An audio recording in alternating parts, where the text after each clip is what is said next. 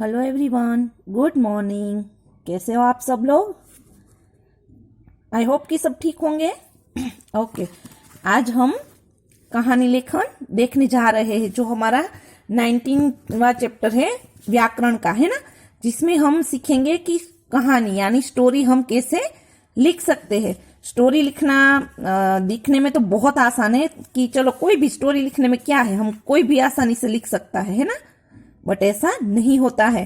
कहानी लिखने के लिए क्या कौन कौन से मुद्दे ध्यान में रखने चाहिए, वो यहाँ पे इस चैप्टर के दौरान हम पढ़ेंगे। आओ देखिए क्या है वो मुद्दे। हम चैप्टर स्टार्ट कर रहे हैं। कहानी सुनने का शौक हर बच्चे को होता है। दादा दादी या नाना नानी का नाम कहानी से ही जोड़ा जाता है। दादा दादी और नाना नानी मतलब कहानियों का पिटारा। कहानी कहना और कहानी लिखना दो अलग अलग बातें हैं। यहाँ पे हम सभी को है ना कहानी सुनना बहुत अच्छा लगता है कि नहीं? किसको अच्छा नहीं लगता है ना? सबको अच्छा लगता है। और स्पेशली जब दादा दादी या नाना नानी कहानी सुना रहे हो, वो कितनी सारी अच्छी अच्छी कहानी सुनाते हैं, बट वो कहानी किसी ने तो लिखी होगी ना, तो फिर कहानी के जरिए हमें अच्छी सी सीख भी मिल सकती है। किसी भी बच्चे को अगर आप पूछो कि कहानी कौन सुनाता है, तो वो सबसे पहले अपने दादा दादी का नाम लेगा अथवा नाना नानी का नाम लेगा, है ना। इसलिए दादा दादी और नाना नानी को कहानियों का पिटारा कहा जाता है। यानी सबसे अच्छी अच्छी मजेदार, रोचक और इंटरेस्टिंग कहानी दादा दादी और नाना नानी के पास से ही सुनने को मिलती है। छोटे तो क्या, बड़े को भी कभी कभी कहानी सुनना अच्छा लगता है। हाँ, वो अलग बात है कि आज के जमाने में जो तेजी से टाइम जा रहा है ना, उसके लिए जो बड़े हैं वो कहानी नहीं सुन पाते, लेकिन सभी बड़ों को भी कहानी सुनना अच्छा लगता है। दूसरों की बात तो नहीं मुझे पता, बट स्पेशली मुझे तो बहुत अच्छा लगता है। तो कहानी है वो दादा दादी और नाना नानी से सुननी बहुत ज्यादा अच्छी लगती है। हाँ, अगर दादा दादी नाना नानी ना हो तो मम्मी डैडी भी कभी कभी कहानी सुना सकते हैं, और वो भी अच्छी होती है। फिर यहाँ पे है कहानी कहना और कहानी लिखना दो अलग अलग बातें हैं। जैसे मैंने आपको पहले बताया कि कहानी सुनना बहुत इजी है, बहुत मतलब इतना सिंपल है कि कहानी में तो क्या है, कुछ भी नहीं, ऐसे ही सोचो और बस बोलते जाओ। बट ये इतना आसान नहीं है। बट जब कहानी आप लिखोगे तो वो अलग बात है। कहानी लिखने के लिए बहुत सारी चीजों की आवश्यकता होती है। कहानी कितनी रोचक और मनोरंजक है, यह कहानी सुनने और पढ़ने वाले के भावों से जाना जा सकता है ना।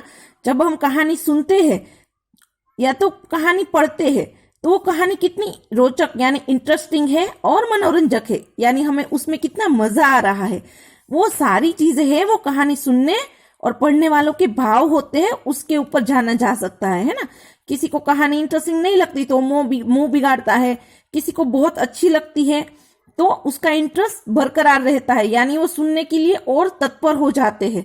तो वो है कहानी कैसी अच्छी है, वो पढ़ने और सुनने वालों के भाव के ऊपर निर्भर होता है। अगर आपको भी अच्छा ना लगे तो आप मुंह बिगाड़ते हो, नहीं नहीं दादा ये वाली कहानी नहीं, दादाजी दूसरी कहानी सुनाओ, है ना।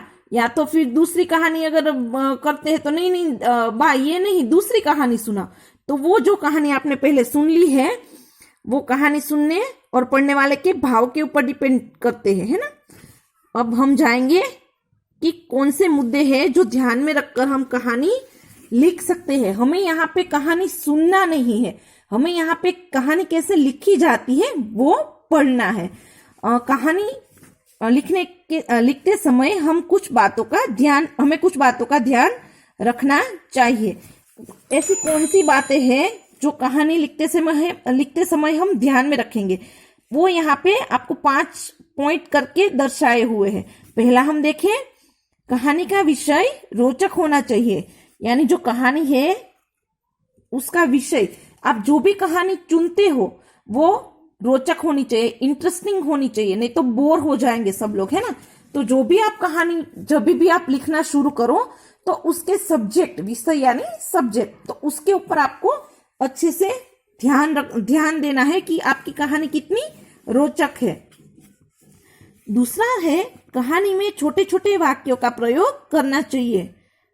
छोटे छोटे वाक्यों का प्रयोग, हम जब कहानी लिखने बैठे तो कभी कभी क्या होता है कि सेंटेंस एक दूसरे से जोड़ते जोड़ते इतने लंबे हो जाते हैं, वाक्य इतने बड़े हो जाते हैं कि वाक्य में से मेन हम क्या कहना चाह रहे हैं वो ही नहीं समझ में आता है। तो उससे बेहतर है कि आप जब कहानी लिखें तो छोटे छोटे वाक्य का प्रयोग करें, ताकि आप जो मुद्दे कहने जा रहे हो, जो चीज आपको बतानी है, समझानी है, वो ध्यान अच्छे से कर पाए। कहानी की भाषा सरल और स्पष्ट होनी चाहिए।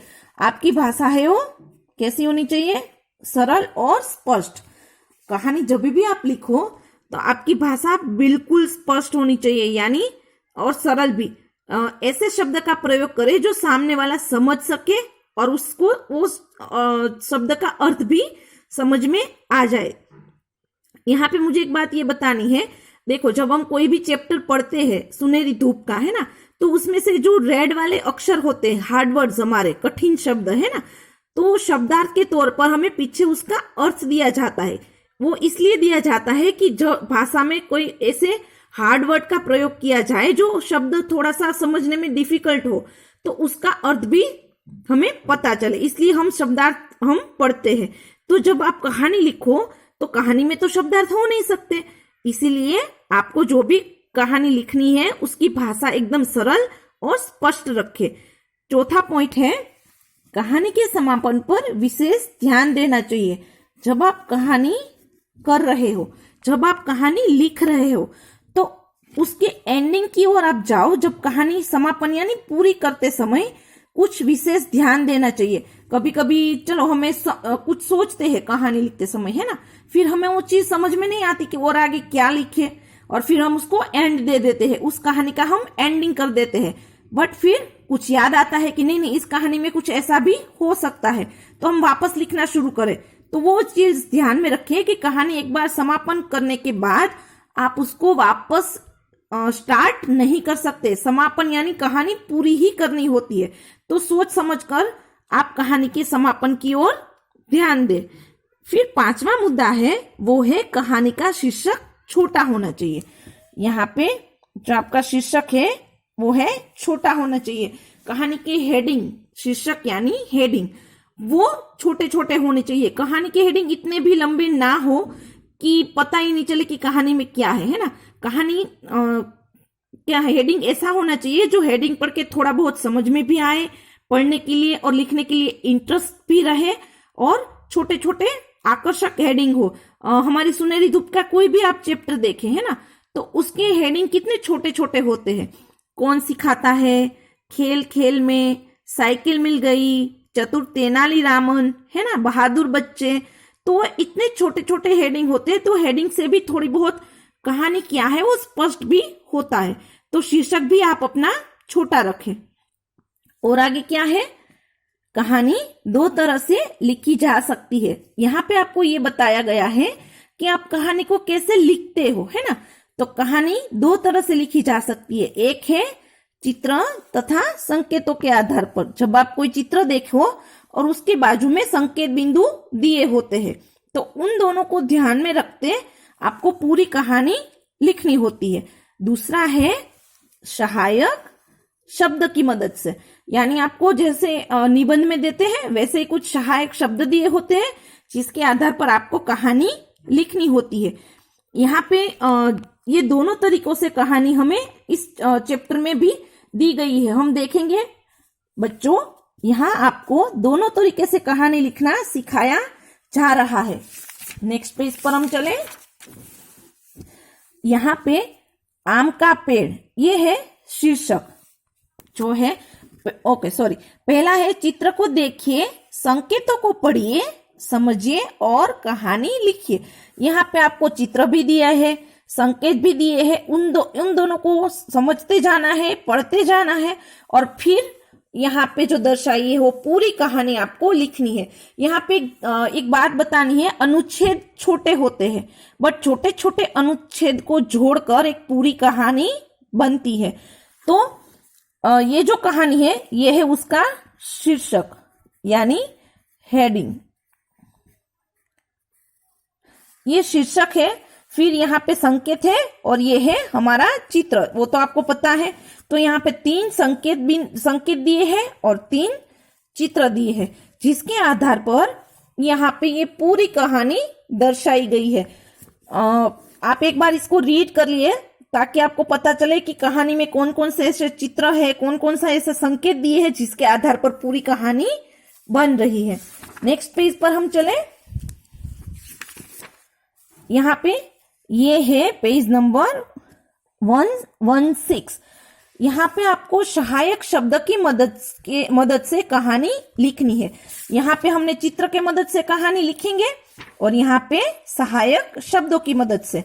यहाँ पे फुटबॉल के ऊपर लिखना है तो सहायक शब्द दिए हैं, फुटबॉल, अलमारी, बरामदा, छलांग, वातावरण, बगीचा, ट्रक, टायर, नाला, शरीर, सिलाई, प्रसन्न, कुआं, बाल्टी, किक, पेड़, अवसर और प्रेम।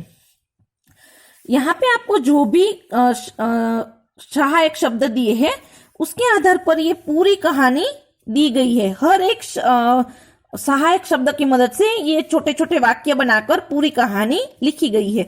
जैसे ये अनुच्छेद, ये दूसरा, ये तीसरा, ये चौथा और ये 5वां। तो ये छोटे छोटे अनुच्छेद को मिलकर ये पूरी कहानी लिखी गई है। तो हम जब हमारी एक्सरसाइज करेंगे तो उसमें भी कुछ कहानी हम चित्र के जरिए देखेंगे, जैसे कि ये है, यहाँ पे चित्र भी है और संकेत बिंदु भी दिए हैं। तो हम ये कहानी इन दोनों की मदद से लिखेंगे। यहाँ पे दूसरी कहानी में सहायक शब्द दिए हैं तो हम ये कहानी फिल इन द ब्लैंक जैसी लग रही है, तो ये कहानी हम सहायक शब्द की मदद से पूरी करेंगे। और अगेन जो ये कहानी है वो हम चित्र और सहायक शब्दों की सहायक संकेत बिंदुओं की मदद से हम ये भी कहानी पूरी करेंगे। तो आई होप कि आपका जो चैप्टर है, चैप्टर नंबर 19 स्टोरी राइटिंग, वो आपको अच्छे से समझ में आ गया होगा।